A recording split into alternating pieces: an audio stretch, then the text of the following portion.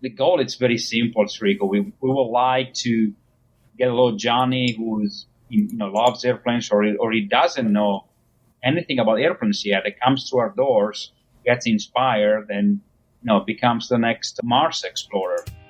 You're listening to Peachtree Corners Life, a weekly online radio show sharing ideas, opinions, and news about the city of Peachtree Corners. Now, your host, Rico Figliolini. Hi, everyone. This is Rico Figliolini, host of Peachtree Corners Life. I apologize for the interruption of the broadcast that we just had. I don't know if that has to deal with the local thunderstorm that's going on and the connections that we have today through Comcast, believe it or not.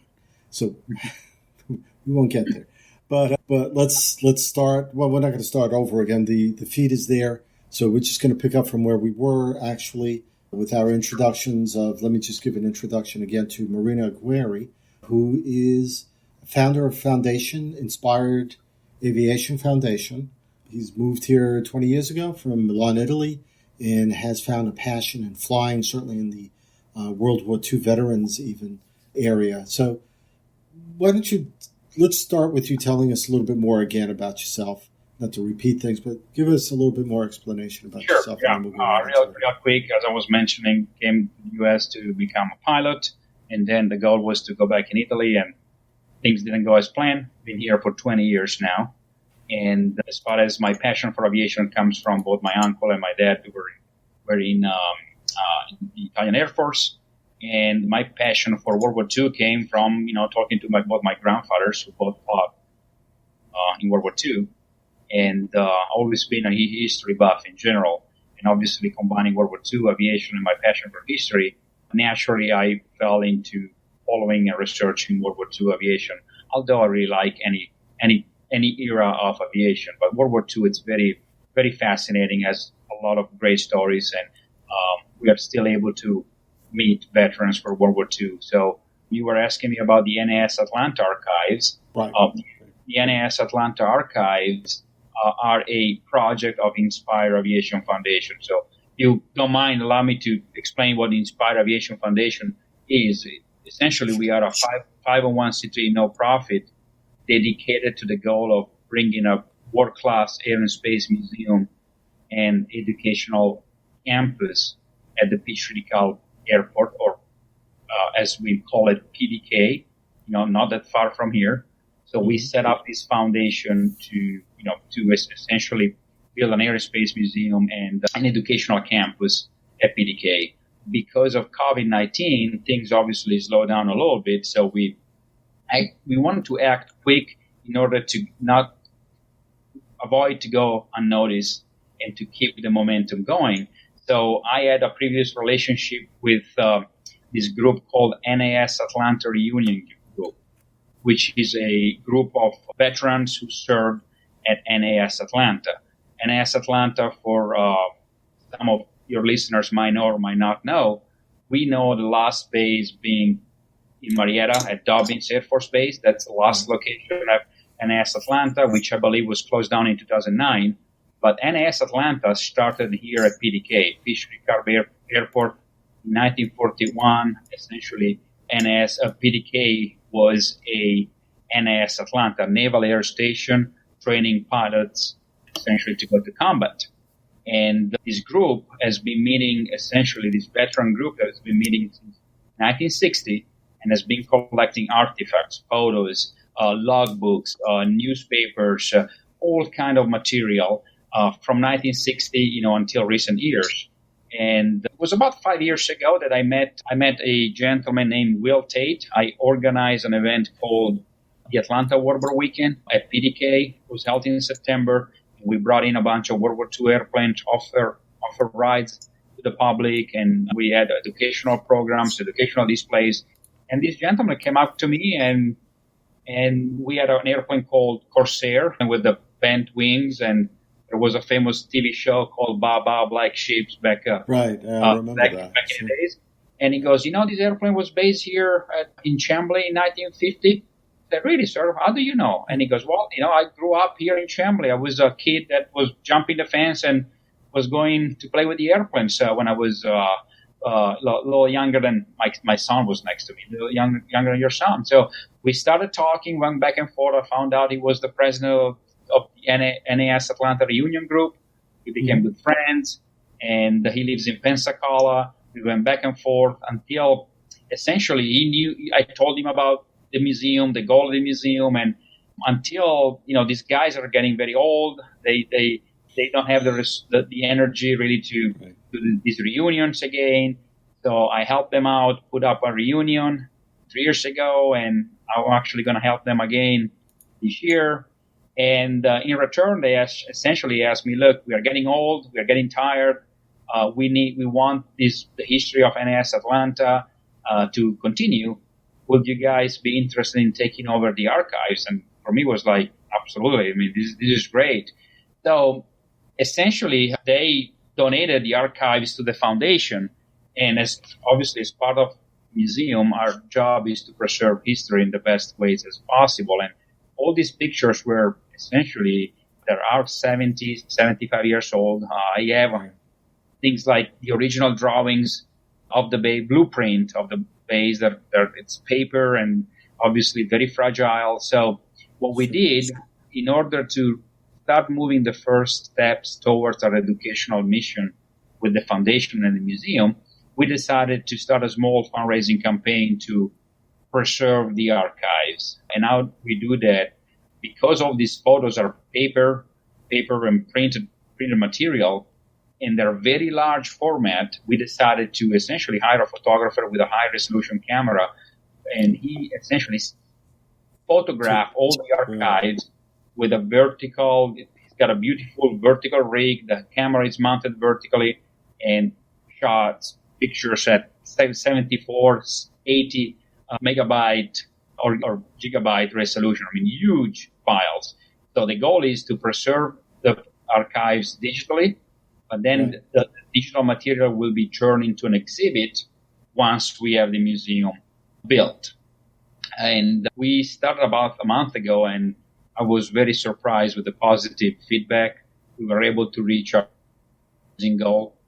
And in fact, the photos now are digitized. Next week, I'm going to pick them up and reorganize them again. So the next step would be possibly creating a book with this material, book about NAS Atlanta. And other interesting fact of Peachtree-DeKalb Airport, before World War II, it used to be World War I. It used to be called Camp Gordon.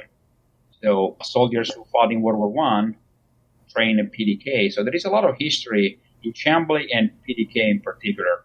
So, yes. So that sounds like that would be a great place for the museum, actually, then, right? Yeah. I mean, the museum is set to be on runway 27, which is now not open. It's been closed for about 10 years.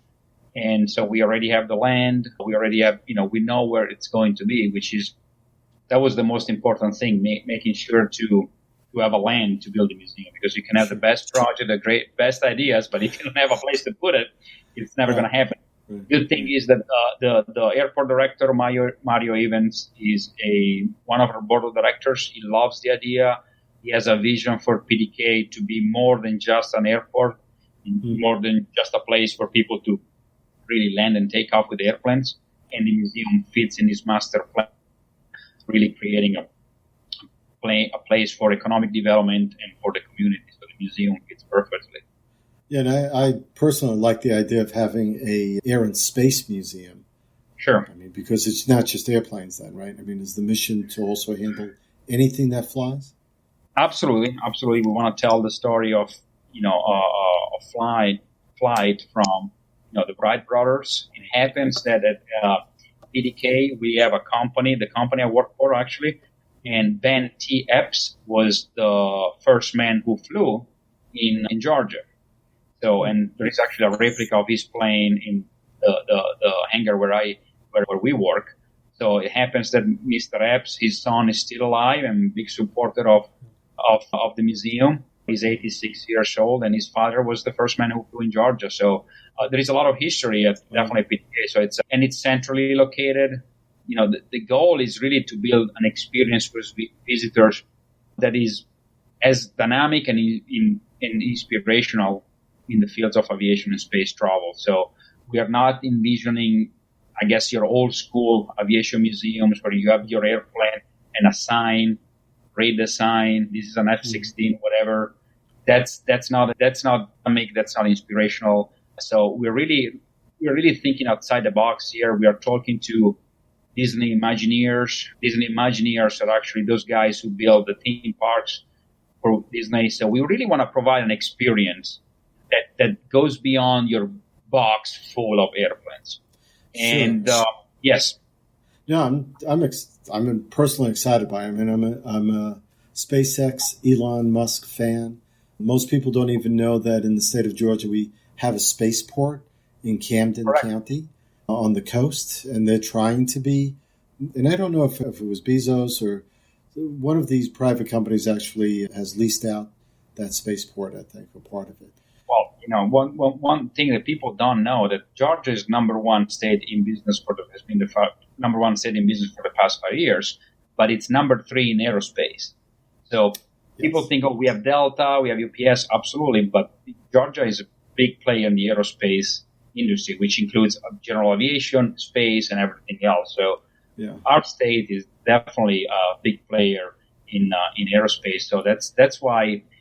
We think that what we are going to do will make a difference and impact to the goal. It's very simple, Rico. We would like to get a little Johnny who's loves airplanes or he doesn't know anything about airplanes yet. That comes through our doors, gets inspired, and becomes the next Mars explorer.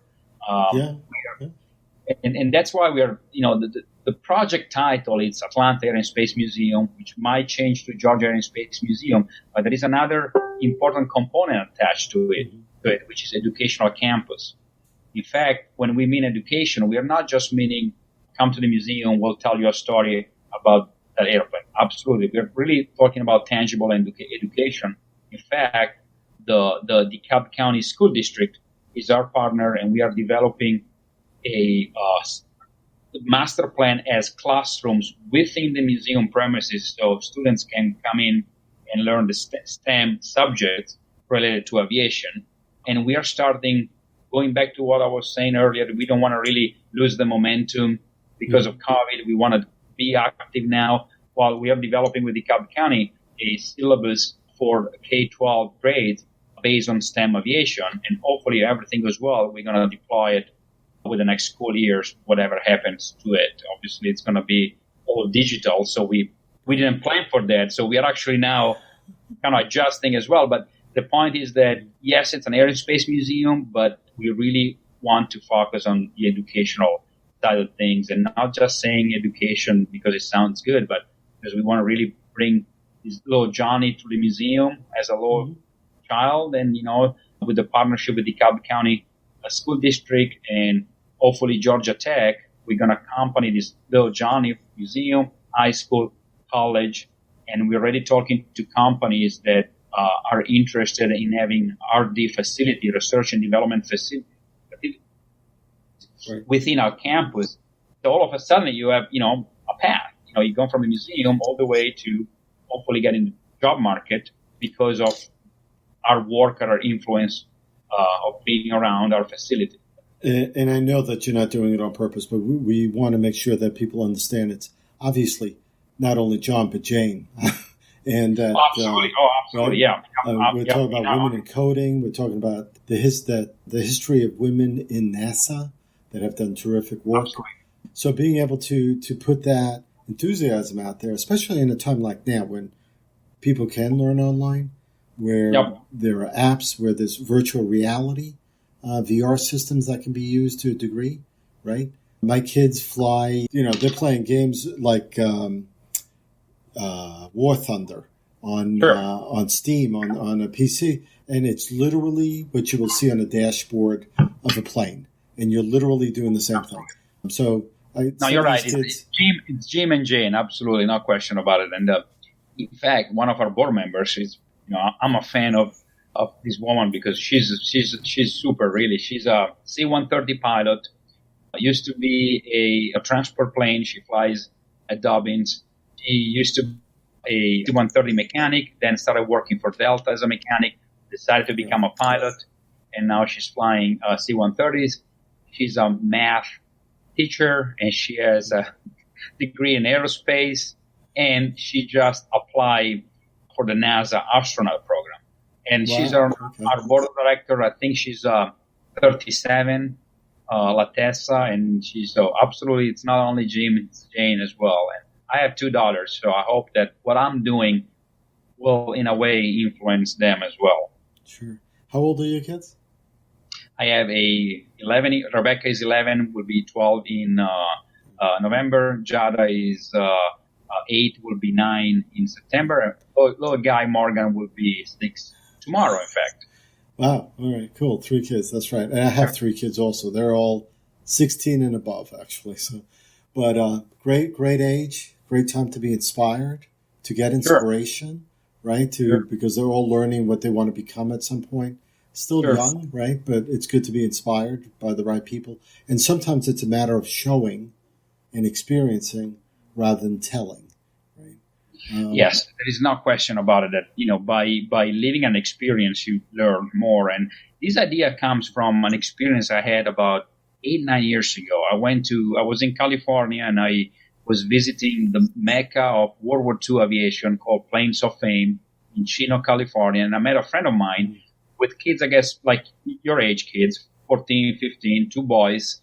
And we walk inside the museum, and I was in awe. I mean, World War II planes that I always wanted to see. They actually are flying, so it's even better. And after 10 minutes, I heard these 2 kids telling their dad, "Dad, this is boring. Nothing moves. They're just nice. There is nothing interactive." And I said, what are you talking about, kids? This is awesome. And then it hit me. Of course, different generations now. You got to immerse them. But even for us adults, if you think about it, cognitive process works the same at different speeds depending on the age, but if the process is the same. So if we are immersed into an experience, you really learn it at a different level. So that's really what we're trying to do, and that's why I mentioned the Disney Imagineers, because when you go to Disney, you have an experience. So the way we envision the museum is, yes, we want to have airplanes, but we are not going to focus necessarily on we need that specific airplane because broke the world record, blah, blah, blah. Right. We want to be able to use that airplane to tell a story and to bring an experience, an immersive experience. So, again, we're not going to be the old school box full of airplanes. Well, this is, like I said, it's an exciting time because you have the ability to do that in a very interactive way. I mean, virtual reality allows for that, where you can actually, instead of, building something that has to stay that way for 10 years before you do another build out or something, you actually can adjust and do things on a quicker basis, right? And give an experience a little different. Exhibition, museum stuff, it's an interesting proposition because, kids are interested at a different level, like you said. They want that interactiveness. Whereas adults like you and me, maybe we're cool with seeing the airplanes hanging or maybe flying or, whatever. It might be a little different. Although I got to tell you, watching my son play War Thunder on the PC big screen in front of me, and I'm like, man, can I sit down and do that too? He's like, no, get away from me. But, well, I think also for us adults, Rico,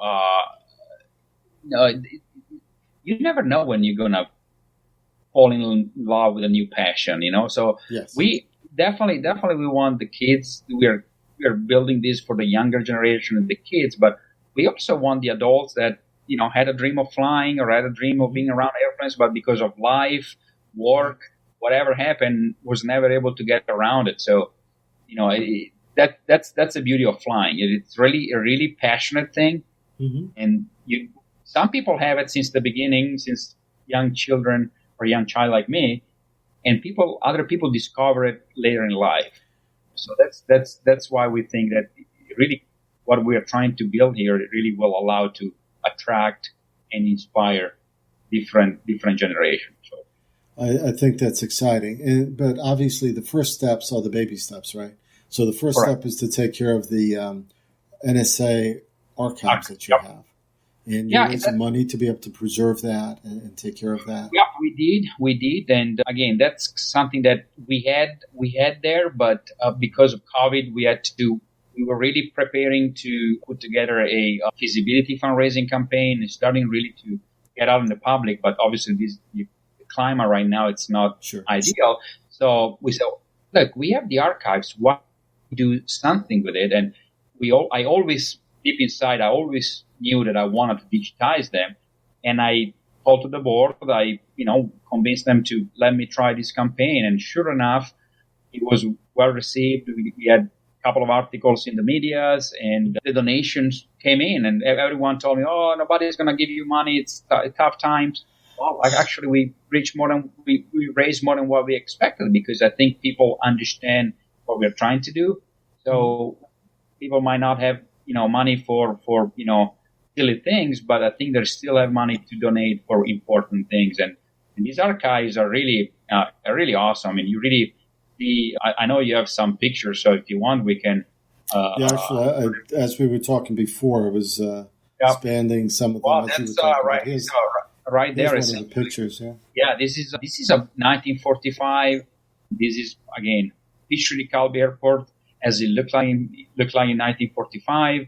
Believe it or not, without believe it or not, what's interesting is there are still buildings that I can see. It's really hard for me to describe in these pictures, but there are few buildings that are still existing right now, and they're still being used as hangars.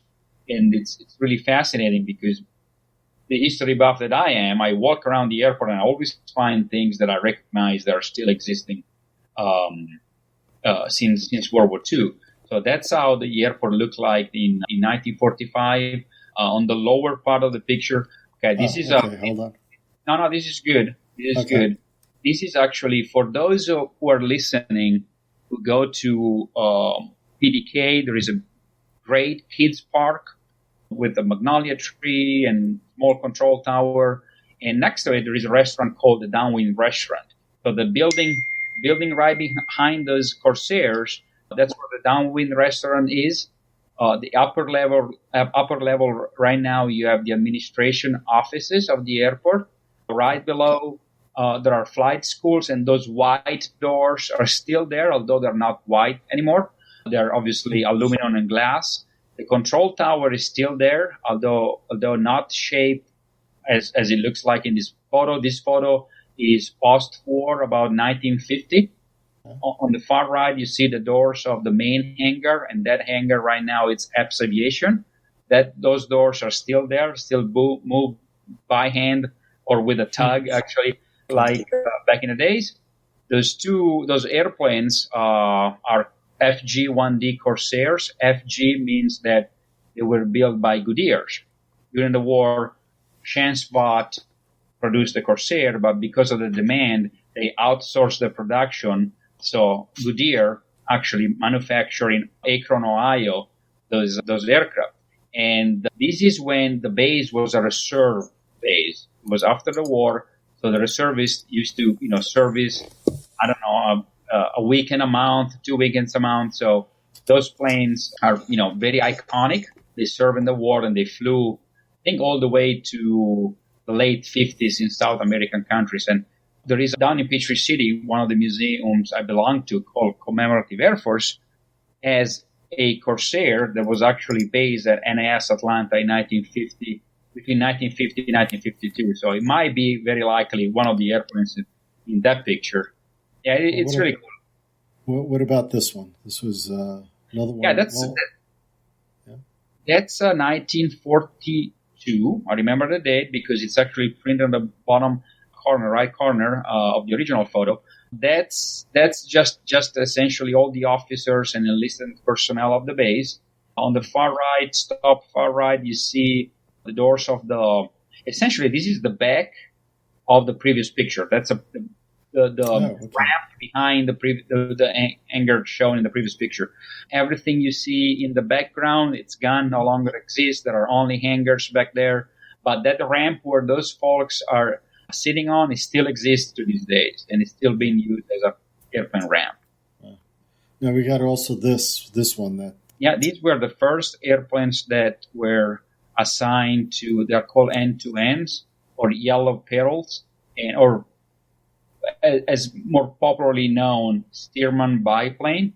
And they were all yellows, and those were the first biplanes assigned to the base in 1941. Those were trainers, initial trainers for naval aviators, and essentially in front of the airplanes, that's where the current EPS hangar is. In fact, in the full picture, you can still see a piece of the hangar. What's interesting that maybe the viewers cannot see it, but on the side of the airplane, there is actually a Donald Duck running with a parachute. And that, interesting enough, was the first time that Walt Disney designed anything for the military was actually the mascot of NAS Atlanta at Chambly. That's a better picture. Better. Yeah, it's probably too small to see, and some airplanes had it, some didn't. But the interesting fact is that Walt Disney, first time to design anything for the military was for NAS Atlanta at Chambly, which I thought was, pretty unique. Cool. Well, we went through the picture archives that we had. I only had like 4 or 5 samples of those. So, even if the museum is not set up, I know there's a website that you all have that you set up. It's called the Atlanta Air and Space Museum.org. Will these digitized versions appear somewhere on that website? Yeah. I think originally I was not planning to put up a dedicated website, but the turnout of the job is so phenomenal that I'm thinking to put up a website just for the archives. In the meantime, very likely I will post some pictures on the website, which they're already available on the Atlanta Air and Space Museums.org website. But I'm inclined towards building a dedicated website just for the NAS Atlanta archives because it's really cool, the stuff that we have been digitizing. I'm not sure when, but definitely in the upcoming months, along with that book project that I was mentioning to you. Excellent.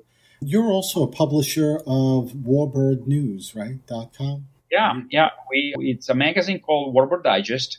Warbird News is our news outlet, and that's something I started back in 2013 as a hobby. I came from a digital marketing background, and I just wanted to have my own blog. And from a blog, it became more than a blog, and from a blog became a magazine. So it's a labor of love and frustration too, because you're a publisher, that. Yes. It takes work, and sometimes the contributors, are not running on time. They don't deliver the material when they have to, right? And the photos are not really good, so right. There's always a problem. Yes, low res. It's not going to print right. But in a way, we publish this magazine for the same reason. We are, all of us in this vintage aviation community, ready to preserve the history of aviation, to tell stories of veterans, and to honor for their service. And the magazine and Warbird News does essentially that.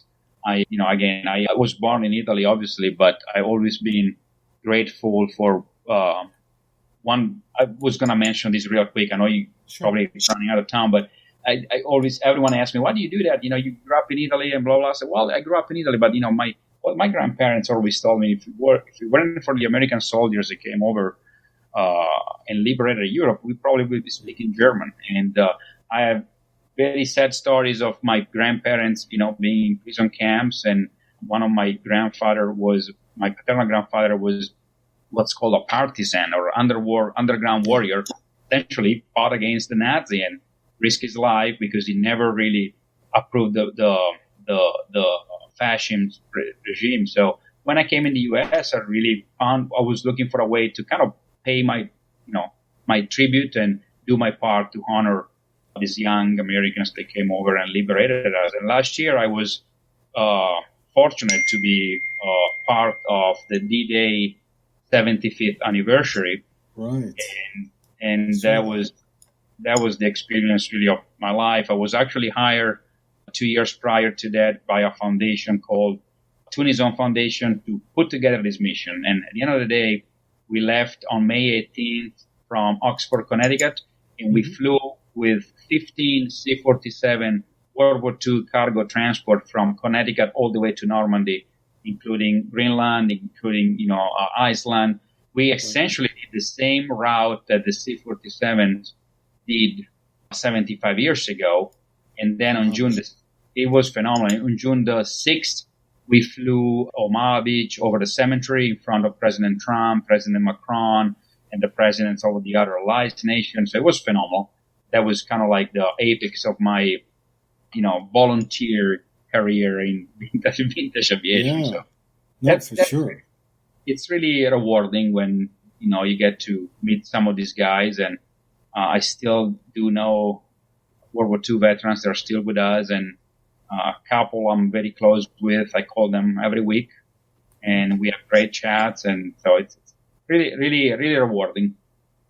So anyone listening to this, I'm gonna, in the show notes on the website, you'll find a link to the Vimeo video, which is a promo of the documentary, if I understand correctly, of the Normandy flights of that flight. To find out more about the foundation or the museum itself, how can people get involved if they want to reach you to be able to either help in whatever the way they want? Absolutely. Atlanta Air and Space Museum.org has a contact us page, so they can send message there. Or yesterday, actually, we finally opened up all our social media channels under Inspire Aviation Foundation.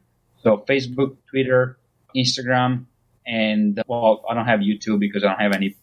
Maybe this video will be our first YouTube videos, but under Inspire Aviation Foundation on social media and on the web at Atlanta Air and Space Museum.org.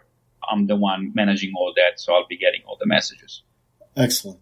So those people that want to get involved, certainly reach out to Moreno.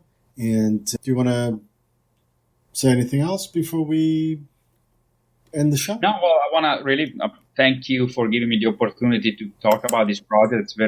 It's a passion of mine, and that's what I want to do when I grow up. Just run the museum or work at the museum, and doing a phenomenal work. We're still not there, but if everyone wants to get involved, this is very much a grassroots effort. A lot of people get together, business professionals of different backgrounds, and we're really trying to build something unique for the city of Atlanta, but we think for the state of Georgia and the Southeast. So anyone who wants to help, more than welcome. Excellent. If you want to find out more information, once this is posted on our website, it'll be livinginpeachtreecorners.com that you can visit. Be aware that next issue coming up, the issue after this one. Let's put that out. So this is our last issue that we have, but we're working on the latest issue. That'll be August, September. And one of the articles in there is about Moreno, about the foundation, about what's going on there, as well as SOAR, S-O-A-R, which is an organization, a rocketry organization that meets once a month to shoot rockets. I mean, everything from 1-footers to 5-footers. So it's a cool thing. So we're going to be covering them as well, because the second week of August is the National Aviation Week. And so we thought this would be a great time to be able to share some of these stories. So, Moreno Aguiari, I appreciate you coming out on this interview. Hang in there with me as we sign off. Everyone, right. If you've been listening to the live stream originally, there was some interruption of it. I'm going to be uploading this as the full video on Facebook shortly after the show ends. But thank you for being with us, and look forward to the next podcast. Thanks for listening to Peachtree Corners Life with Rico Figliolini. You can listen to our live stream on Spreaker every Thursday night at 8:30 p.m. or on demand at iHeartRadio, Spotify, and iTunes. Don't forget to like our Facebook page for notification of our live video streams of the show. Catch our other podcast shows at PeachtreeCornersLife.com.